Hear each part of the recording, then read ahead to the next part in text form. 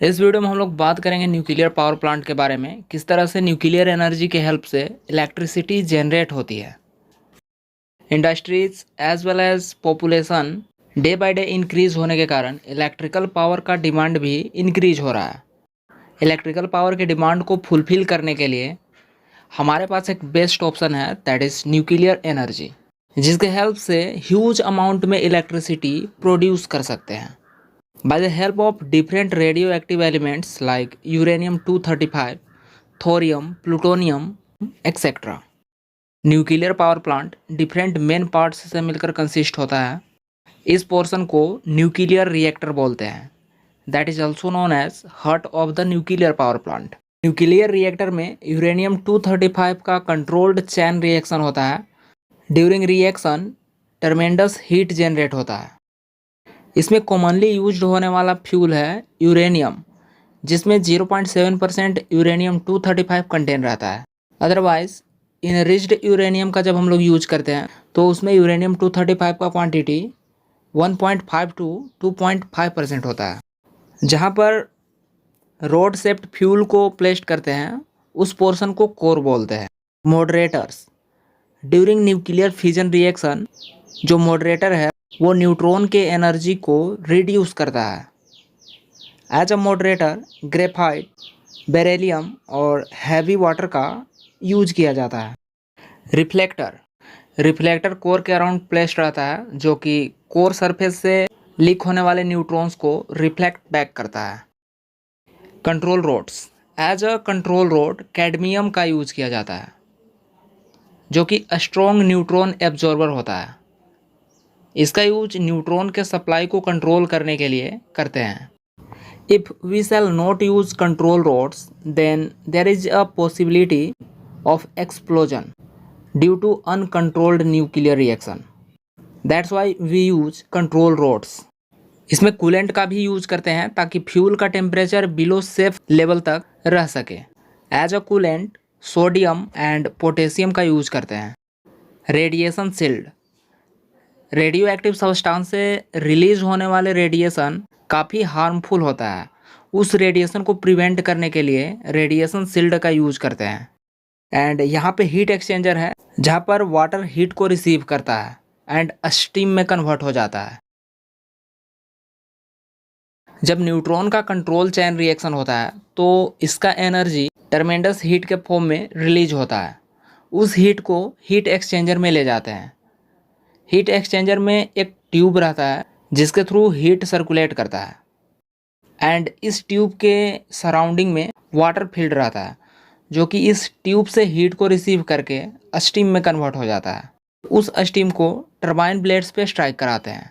इस बल्ब के हेल्प से स्टीम के प्रेशर को कंट्रोल कर सकते हैं एंड रिक्वायर्ड प्रेशर के साथ टरबाइन पे स्ट्राइक कराते हैं। Due to kinetic energy of steam, turbine rotate करने लगता है एंड इस टरबाइन को स्टीम प्राइम मूवर भी बोल सकते हैं। एंड इस टरबाइन शाफ्ट के साथ अल्टरनेटर और जनरेटर का शाफ्ट कपल्ड रहता है। So as well as alternator shaft भी रोटेट करता है एंड मैकेनिकल एनर्जी को इलेक्ट्रिकल एनर्जी में कन्वर्ट करता है। जनरेटेड इलेक्ट्रिसिटी के वोल्टेज को इंक्रीज करके circuit breaker and bus bar के थ्रू नियर ग्रिड में ट्रांसमिट करते हैं। एंड यहाँ पर जब स्टीम टरबाइन ब्लेड्स पे स्ट्राइक करता है तो उसका प्रेशर रिड्यूस हो जाता है, तो उस स्टीम को कंडेंसर में ले जाते हैं, जहाँ पर स्टीम कंडेंस्ड होकर वाटर में कन्वर्ट हो जाता है। देन आफ्टर उस हीटेड वाटर को कूलिंग टावर में ले जाते हैं, जहाँ पर एटमॉस्फेरिक एयर के हेल्प से वो कूल होता है। एंड उस वाटर को सर्कुलेटिंग पंप के हेल्प से अगेन हीट एक्सचेंजर में ले जाते हैं, जहाँ पर वो ट्यूब से हीट को रिसीव करके स्टीम में कन्वर्ट हो जाता है। यही साइकिल रिपीट होते रहता है एंड कंटिन्यू इलेक्ट्रिसिटी जनरेट होती है। इस तरह से न्यूक्लियर पावर प्लांट में न्यूक्लियर फ्यूल्स के हेल्प से इलेक्ट्रिसिटी जनरेट होती है। न्यूक्लियर पावर प्लांट इंस्टॉल करने से पहले डिफरेंट मेन फैक्टर्स को हम लोग कंसीडर करते हैं। Availability of water, nuclear power plant को ऑपरेट होने के लिए ह्यूज अमाउंट में वाटर का रिक्वायरमेंट होता है। इसलिए जो साइट है वो रिवर और कैनल के नियर में होना चाहिए, so that huge quantity of water is available. Disposal of waste, nuclear fission reactor में यूज होने वाला जो प्रोडक्ट है वो रेडियो एक्टिव नेचर का होता है, जो कि हमारे हेल्थ के लिए काफ़ी हार्मफुल होता है। इसलिए इनमें यूज होने वाले मटेरियल्स को क्विकली हम लोग डिस्पोज कर सकें, तो उस टाइप के साइट को हम लोग सेलेक्ट करते हैं। Distance from the populated area. Nuclear power plant का जो साइट है वो ऑलवेज पॉपुलेटेड एरिया से दूर होना चाहिए, क्योंकि इससे निकलने वाला जो रेडियो एक्टिव रेडिएशन है वो हेल्थ के लिए काफ़ी ज़्यादा हार्मफुल होता है। Transportation facility. Nuclear power plant के लिए जो हम लोग साइट को सेलेक्ट कर रहे हैं, तो वहाँ पे इस पॉइंट को कंसीडर करेंगे कि प्रॉपर ट्रांसपोर्टेशन फैसिलिटी होना चाहिए बाय रोड एंड रेलवे, ताकि हैवी मशीनरी को उस साइट तक हम लोग ट्रांसपोर्ट कर सकें। नेक्स्ट है नियरनेस। इसका मतलब ये है कि जब हम लोग साइट को सेलेक्ट कर रहे हैं तो वो पॉपुलेटेड एरिया से बहुत ज़्यादा दूर भी नहीं होना चाहिए, क्योंकि अगर साइट बहुत ज़्यादा दूर रहेगा तो कंज्यूमर्स तक इलेक्ट्रिसिटी को ट्रांसमिट करने में हाई ट्रांसमिशन लॉस होगा।